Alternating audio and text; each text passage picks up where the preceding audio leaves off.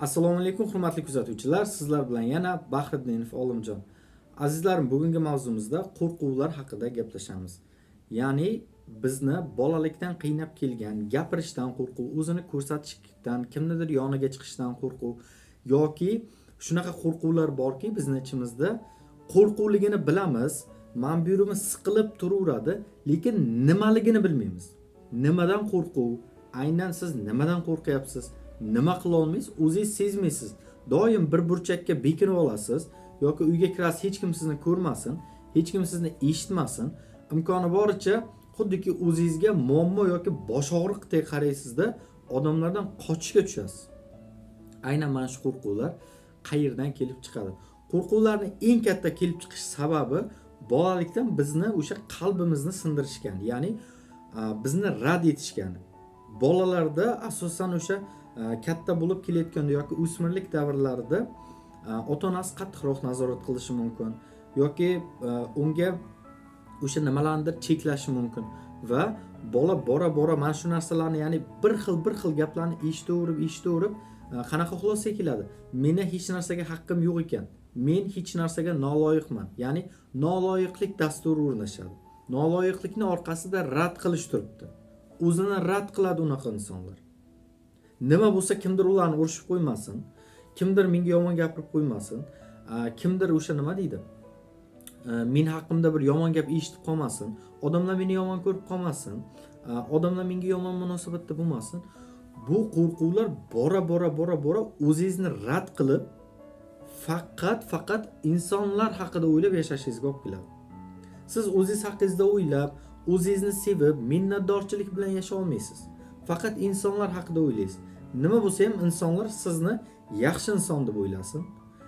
Sizni nima deydi? O'sha tartibli, yaxshi, aqlli bola yoki aqlli ayol, erkak, qiz farqi yo'q, shunaqa deb o'ylasin.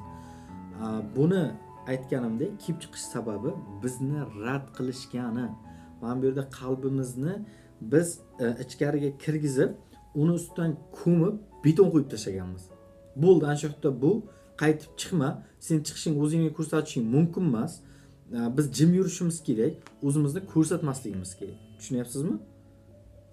Mana shunaqa narsalar bo'lib, ya'ni nima bo'ladi? Sal qattiq ovoz chiqsa ham cho'chib tushadigan bo'ladi. Hamma narsadan qo'rqadigan holatga kelib qolasiz. Kimdir haqingizda gapirsa, meni yomon ko'rmasin, yomon demasin. Hammani ko'nglini olishga harakat qilasiz. O'sha menga e'tibor bersin, meni ham ko'rsin, meni ham eshitsin degan maqsadda. Hammasi bizni o'zligimizni rad etishganida, bizni haqiqiy mustaqil inson deb, haqiqiy o'sha sevgiga, baxtga, gapirishga, ovoz chiqarishga loyiq inson deb tan olmaganida. Bu qo'rquv 1 yil, 2 yilda shakllanmagan. Bu yillar mobaynida o'sha bolalikdan shakllanib keladigan holatlar hisoblanadi. Bu qo'rquvni yo'qotish uchun avvalo qo'rquv bizni nimamizga xizmat qilyapti, o'sha narsani topish kerak. Qo'rquv aslida bizni xizmatchimiz, ya'ni bizga xizmat qiladi u. Bizga qanaqadir bir foydali narsalarni amalga oshiradi. Biz bilmaymiz, lekin qo'rquv biz uchun istalgan qo'rquvni oling, o'limdan qo'rquv bo'lishi mumkin yoki hozir sanab o'tgan qo'rquvlarim bo'lishi mumkin. Biz uchun qanaqadir foydali tomoni bor bu qo'rquvning. Va o'sha foydali tomonni biz anglab chiqarib tashlagan zahotimiz bu qo'rquvlar o'z-o'zidan yo'qoladi. O'z-o'zidan. Chunki ong ostida biladi endi, qo'rqmasligi kerakligini, erkin harakat qilishi mumkinligini biladi u. Tushunyapsizmi? Siz qo'rqyapsizmi? Demak, o'sha qo'rquv qachon joylashgan bo'lsa, bu 5 yoshligingizda joylashgan bo'lishi mumkin. 7, 14, 20 yoshlik farqi yo'q. Ong ostingiz o'zini hali ham o'sha 5 yoshli bola deb o'ylaydi. Ong ostingiz hali ham o'zini o'sha 7, 14 yoshli kichkina bola deb o'ylaydi. U o'sha dunyoqarashda qolib ketgan. Bu siz aql bilan hech kimdan qo'rqmasligingizni bilasiz. Birov sizga hech narsa qila olmasligini bilasiz. O'zingizni himoya qila olishingizni bilasiz. Misol uchun kimdir sizni urishsa, gap qaytarib o'sha odamga nima deydi? Javob qaytara olasiz, lekin ong osti bilmaydi. O'shaning uchun ham kimdir gapirganda yoki sizni urishganda javob qaytara olmay deb nima deydi? Ichingizdan chiqmay qoladi shu narsa. Chunki hali ham o'sha ongda 5 yoshli, 7, 14 yoshli ongda qolib ketgan sizning ong ostingiz.